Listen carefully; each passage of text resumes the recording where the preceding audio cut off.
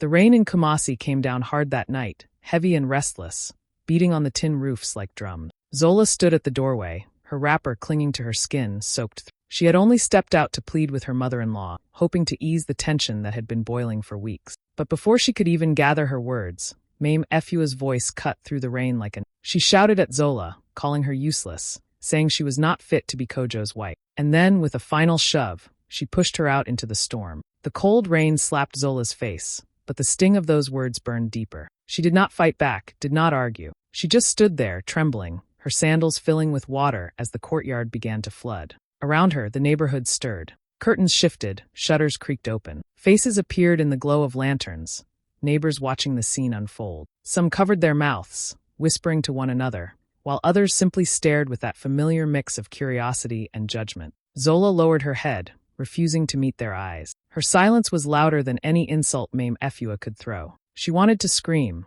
to defend herself, to tell the truth. But instead, she stood still, letting the rain soak her pride. Every drop felt like a question pressing against her skin. How long could she carry this weight? The night had swallowed her voice, but her heart was quietly gathering strength. That night, as the rain pounded outside, Zola lay awake, staring at the ceiling. The harsh words of her mother-in-law still echoed in her ears, but her mind drifted back to the truth no one knew. Years ago, after her father's passing, Zola had received a quiet inheritance. It wasn't much by some standards, but to her, it was everything, a gift left behind by the man who always believed in her. With that money, she had made the bold decision to buy the house she and Kojo lived in. She remembered the day clearly. Her hands had trembled as she held the pen, her signature marking the deed that named her the legal owner. It was a moment filled with pride, but also fear. She could have shouted it to the world, claimed her place openly, but she chose another path. Out of respect for Kojo and his family, she kept her secret. She knew how much Mame Efua loved to speak of their house, how she boasted about the family property. Zola let them believe it. She swallowed her pride because peace in the home felt more important than recognition. No one had ever asked her where the money came from. They assumed Kojo's family provided, and Zola let the story stand. She cooked, cleaned, and built a life within those walls, smiling even when the whispers of her being a gold digger followed her. The irony cut deep. She was the one holding everything together. Now, lying in the dark, she thought of that leather folder tucked away in her trunk. The papers were there, her name written in bold, unshakable ink. For so long, she had carried the weight of silence, hoping kindness and humility would be enough to earn respect. But tonight, drenched in rain and shame, she wondered if her silence had only fed their contempt. The truth pulsed inside her like a hidden fire. She had been the backbone all along, the quiet force making sure the family had a roof over their heads. Yet she had let herself be treated as if she were nothing. She closed her eyes, replaying her father's words before he died. Strength is not in shouting, Zola. Strength is in knowing who you are. She clung to that memory as the storm outside roared. Her in-laws thought they had the power, thought she was weak and helpless. If only they knew the truth that sat locked in that folder. One day, she told herself they would.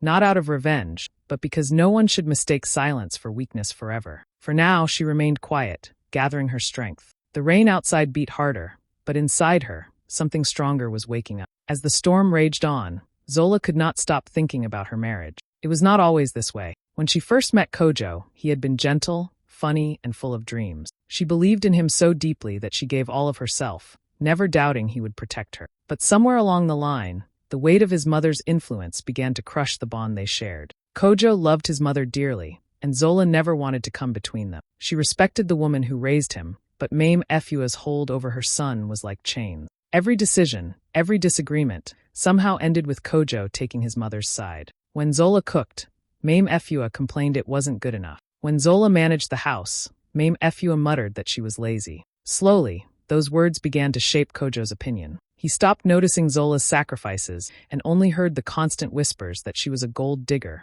a burden, a mistake. Zola often bit her tongue, telling herself things would get better. She thought if she worked harder, loved more, and stayed patient, Kojo would see the truth. But instead, the abuse grew heavier, not always with fists or shouts, but with silence, neglect, and cold eyes that once looked at her with. It was as if her efforts disappeared into thin air. She was invisible in her own marriage. What pained her most was the irony no one else saw. They called her greedy, yet it was her inheritance that paid for the very walls sheltering them. She had built the stability everyone enjoyed, yet she was treated like an outsider. Her mother-in-law paraded around with authority, boasting about the house, while Zola swallowed the bitter taste of her own silence. That night in the rain, shivering under the weight of humiliation, Zola felt something inside her shift. She had endured the disrespect quietly, convincing herself that love required sacrifice. But this was no longer love, it was survival. She realized she had given Kojo every chance to stand beside her, but he chose to look away. His silence was worse than his mother's insults. As the neighbors whispered and the storm drenched her, Zola felt a line being drawn in her heart. This was the breaking point. She could no longer carry the marriage alone, pretending everything was fine while her dignity was trampled. The woman standing in the rain was not weak. She was wounded, yes, but her spirit had not been broken. Deep inside, she knew this night would change everything. If Kojo could not see her worth, if his mother's voice meant more than his wife's sacrifices, then Zola would no longer waste her strength proving herself. The storm outside raged, but the storm within her was fiercer, pushing her toward a choice she had avoided for too long. By morning, the story of Zola's humiliation had already spread through the neighborhood like fire on dry grass. In Kumasi, nothing stayed secret for long. The rain had barely stopped when tongues began to wag. Some neighbors shook their heads with pity, whispering that it was too cruel to throw a young wife into the storm. Others smirked, saying maybe Zola deserved it, that perhaps she had finally been put in her place. At the market, the gossip grew louder. The women selling tomatoes and peppers leaned over their stalls, retelling the scene with dramatic hand gestures. "Yeah, can you imagine?" Mame Efua herself pushed her out, one would say, and the others would laugh or gasp. Some felt sympathy, but sympathy was often drowned out by the thrill of scandal. People loved stories more than they loved truth, and Zola's shame had become the entertainment of the day. Meanwhile, Mame Efua fed the gossip. She carried herself with pride, telling anyone who would listen that she was teaching her son's wife discipline. "A woman must know her place," she declared loudly, as though her cruelty was a lesson for others. Her voice carried through the streets, adding fuel to every whisper. Zola, however, did not respond. She walked past the market with her head lowered, ignoring the stares and the murmurs that followed her. Her silence was not weakness anymore, it was her shield. She refused to waste her words on people who had already decided who she was. Inside, she was storing every insult, every rumor, every sideways glance, not as wounds but as reminders of what she must rise above. Kojo, caught in the middle, did nothing. He heard the talk, saw the way neighbors looked at his wife, but he stayed quiet. His silence cut deeper than the gossip. To Zola, it felt like betrayal. If her own husband would not defend her, then what did marriage even mean? Still, she did not beg him for support. She simply watched him retreat into his mother's shadow, and the distance between them grew wider with each passing day. The neighborhood buzzed, but inside Zola's mind, another kind of noise grew louder, the steady beat of resolve. She began to think carefully, turning her pain into a plan. She had kept her truth hidden for too long, but now she could feel the moment coming when silence would no longer serve her. She did not want revenge. She did not want to humiliate her mother-in-law the way she had been humiliated. What she wanted was respect, not just for herself, but for the truth she carried. So while others laughed, mocked, or pitted, Zola stayed still. She let them talk. She let her mother-in-law boast. She let her husband's silence hang heavy in the air. All the while, she was preparing. What no one knew was that the very thing they mocked her for would one day turn their laughter into shock. The next morning, the air in the house was heavy with silence. Everyone thought Zola would stay away after the humiliation of the night before. Some even whispered that maybe she had gone back to her family, too ashamed to return. But just as the sun broke through the clouds, Zola stepped through the doorway, her clothes neat, her face calm, and in her hands, a worn leather folder she had guarded for years. The family was gathered in the living room. Mame Efua sat proudly in her chair, her sisters nearby, and Kojo stood off to the side, uneasy but still silent. The chatter in the room fell flat as Zola walked in. Without a word, she set the folder on the table and slowly opened it. Her hands did not tremble this time. She slid out the crisp papers and placed them where everyone could see. At first, no one understood. Mame Efua leaned forward, her eyes narrowing as she tried to read the fine print. Then, like a slap, the truth hit the room. There it was in bold letters: Zola Owusu, sole legal owner of the property. Gasps filled the air. One of the aunties covered her mouth. A cousin muttered, "Yai, is this real?" Kojo's eyes widened, his lips parting as if to speak, but no words came out. All the power, all the pride Mame Efua had carried for years drained from her face in an instant. Zola did not gloat. She did not shout or throw insults. She stood tall and quiet, letting the paper speak for her. Her silence, once mocked, now carried more weight than any loud declaration. She had chosen this moment carefully, and the effect was undeniable. Mame Efua reached for the papers, her voice sharp. This cannot be true," she snapped, but the proof was right there, stamped and signed by the authorities. Every relative in the room saw it with their own eyes. The walls she had used to oppress Zola were not hers to claim. For a long moment, no one moved. It was as if the house itself had shifted, the foundation trembling under the weight of this hidden truth. Kojo finally looked at his wife, not with disdain this time, but with a dawning realization. He saw her differently, as though meeting her for the first time. Zola closed the folder gently, her expression calm. She had not come to boast. She had come to restore her dignity. The room was filled with whispers, but her presence silenced them quickly. Everyone knew the balance of power had changed forever. That morning, Zola walked into the house humiliated by gossip, but walked out as the woman who owned it. The rain had washed her pride clean, and now the truth had broken through like sunlight. No one could ever call her useless again. The room crackled with tension after Zola laid the papers on the table. For a moment, no one breathed. Mame Efua's pride would not allow her to accept what her eyes saw. She pushed back in her chair, her voice rising sharply. This is a lie. A trick. How can this girl claim ownership of a house that belongs to my son's family? Her words shook with anger, but underneath, there was a thin thread of fear. Zola did not flinch. She calmly lifted her eyes and met her mother-in-law's glare. The papers are not fake, Mame. I bought this house years ago. My lawyer drew up every document. If you doubt it, we can call him right now. Her tone was steady, her voice quiet, but the certainty in her words filled the room louder than any shout. One of the uncles leaned closer to the paper, tracing his finger over the stamp and signatures. He cleared his throat. It looks official. I know this lawyer. He is well respected. Murmurs spread among the relatives, their doubt quickly shifting into uneasy acceptance. Kojo stood frozen, staring at the documents as if they were a mirror reflecting back his own blindness. Memories rushed to him, Zola's careful budgeting, her quiet sacrifices, her endless patience. All this time, he thought she was leaning on him, yet she had been the one carrying the family on her shoulders. His mother's words about her being a gold digger now sounded like a cruel joke. Shame washed over him. Mame Efua tried again, her voice trembling now. She must have forged this. How else could she? But Zola was ready. From the folder, she pulled out another sheet, a receipt with her father's name, the inheritance money that made the purchase possible. Then she mentioned the witnesses, her lawyer, the land commission officer, even the bank manager who had seen her make the payment. Each fact landed like a hammer blow. The walls of denial closed in on Mame Efua. For years she had built her power on pride, on the belief that her son's wife was beneath her. But the truth had stripped her bare in front of her own family. No one rushed to her side now. Their eyes were on Zola, the woman they had underestimated. Zola stood tall, her calmness more powerful than any outburst. She did not need to scream. She had already won. For the first time, the relatives looked at her with respect, even awe. She was not the weak girl in the rain anymore. She was the landlady, the silent backbone who had given them all shelter. Kojo lowered his head, unable to meet his wife's eyes. In that moment, he understood how deeply he had failed her. The balance in the room had shifted completely. Mame Efua, once the loudest voice, now sat exposed, her authority crumbling like clay in the rain.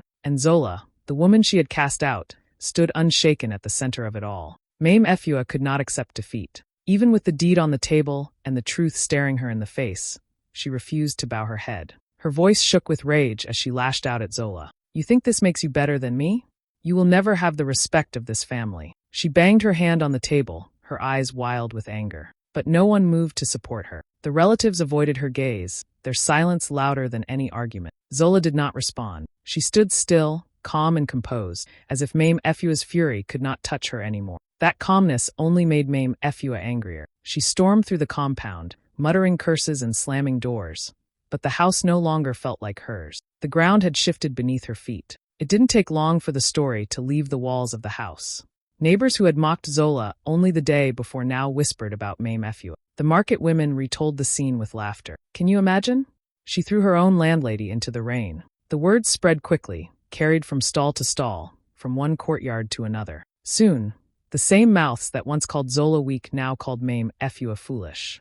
The ridicule stung deeper than any wound. For a woman who built her life on respect and control, being the target of gossip was unbearable. Each time she walked through the market, she felt eyes on her, heard the snickers behind her back. Pride, the very thing she had clung to, was now eating her alive. Kojo tried to quiet the rumors, but the damage was done. People no longer saw Mame Efua as the strong matriarch she claimed to be. They saw a woman who had humiliated herself, blinded by arrogance, too proud to see the truth standing in her own home. Through it all, Zola remained silent. She did not laugh when others mocked her mother-in-law. She did not repeat the gossip or seek revenge. Instead, she carried herself with quiet dignity. Her refusal to fight dirty only deepened the respect she gained. Neighbors noticed. Relatives noticed. Even Kojo noticed. The more Mame Efua raged, the smaller she appeared in the eyes of others. And the quieter Zola stayed, the taller she seemed to grow. It was a strange shift, one that made Mame Efua feel trapped in her own bitterness. At night, she tossed in her bed, replaying the humiliation over and over. The image of Zola standing with those papers haunted her. But Zola did not let hatred guide her steps. She had endured too much pain to waste her new strength on revenge. Instead, she chose peace, holding her head high. She knew pride had destroyed Mame Efua, and she would not let it destroy her too. Kojo sat in silence long after the papers were revealed, his mind heavy with shame. For years, he had believed every word his mother spoke about Zola. He let himself be swayed, thinking his wife was after money, thinking she was less than what she truly was. But now the truth stood in front of him, undeniable. The house he called his own, the roof he slept under, had been bought with Zola's sacrifice. His heart ached as he realized how blindly he had failed her. That night, when the relatives had left and the house was quiet, Kojo went to Zola. She was sitting by herself, her hands folded, her face calm but distant. For a moment, he just looked at her, seeing not the weak woman his mother painted, but the strong wife he had ignored. His throat tightened and his voice broke as he whispered, "Zola, I am sorry." Tears welled in his eyes as he fell to his knees. He admitted everything, how he let his mother's words poison his mind, how he stood by while she was insulted, how he chose silence when she needed him most. He begged her for forgiveness, his voice trembling with regret. "I was blind, Zola. You were carrying us all this time, and I never saw it. I don't deserve you." Zola listened quietly. She did not rush to comfort him, nor did she lash out in anger. Her silence forced him to feel the weight of his actions. Finally, she spoke, her voice firm but steady. "Kojo, I forgave you in my heart long before this day. But forgiveness is not the same as forgetting. Respect is not a gift, it is the foundation of marriage. And if you cannot give me that, then we have nothing." Her words cut through him like a blade, but they also lit something inside him. For the first time, Kojo understood that being a man was not about pleasing his mother or holding on to pride. It was about standing on his own, protecting his wife, and honoring the woman who had given everything. The days that followed were not easy. Mame Efua tried to pull him back under her control, reminding him of all she had done for him as a child. But Kojo no longer bowed his head. He began to draw a line, choosing to defend his wife even when it caused conflict. It was painful, but it was necessary. One evening, he held Zola's hand and said softly, "From today, I will be the husband you deserve. No more silence. No more weakness." His eyes carried a sincerity she had longed to see. For the first time, she believed he might finally be ready to stand beside her, not as a boy clinging to his mother, but as a man who understood the value of respect. It was the reckoning Kojo needed, and the turning point their marriage demanded. The storm had passed, but its lessons remained. Zola walked through the house one quiet morning, her bare feet touching the cool floor, her eyes resting on the walls she had once hidden behind. This house was hers, not just by paper, but by sacrifice and courage. And now, she was determined to make it more than a shelter. She wanted it to become a place of peace, a place where dignity lived. Her first step was forgiveness, not because Mame Efua deserved it, but because Zola refused to let bitterness control her life. When Kojo asked again for her forgiveness, she gave it, but with clear words. "I forgive you, but things cannot go back to how they were. Respect in this home is not optional. It is the rule." Kojo nodded, humbled, knowing she meant every word. For Mame Efua, forgiveness came with boundaries. Zola welcomed her into the house, but no longer allowed insults or control. If Mame Efua raised her voice or tried to belittle her, Zola would calmly remind her, "This is my home. We will live here in peace, or not at all." It was not defiance, it was clarity. Slowly, the older woman began to soften, realizing her power no longer worked in this new chapter of Zola's life. With time, Zola transformed the house. She planted flowers along the edges of the compound, filling the yard with color. She opened the doors to neighbors and women from the community who needed a listening ear. The same people who once whispered about her now gathered in her courtyard, sharing food, stories, and laughter. To many women, Zola's strength became a quiet beacon. They saw how she had endured shame, how she had risen with dignity, and they found courage for their own struggles. Inside, the atmosphere changed too. Kojo, once silent and passive, began to take part in building a new home. He supported Zola openly, learning to listen to her voice instead of only his mother's. Slowly, the marriage healed, not in a rush of romance, but in steady steps of respect and partnership. Zola often sat on the veranda in the evenings, watching the children play in the compound, listening to the chatter of neighbors. She no longer felt like a shadow in her own story. She was present, strong, and unafraid. The humiliation of that stormy night had been real, but it had also birthed something greater inside her. Her home became more than four walls. It became a symbol. To her, it was a promise that no woman should ever be silenced or disrespected in her own space. And to the community, it stood as a quiet lesson. Strength does not always shout. It builds, it forgives, it transforms. Zola's new chapter was not about revenge or pride. It was about dignity, about creating a space where no one would ever be made to feel small again. The sky over Kumasi was clear now, the sun shining softly on the rooftops, as if the city itself had been washed clean.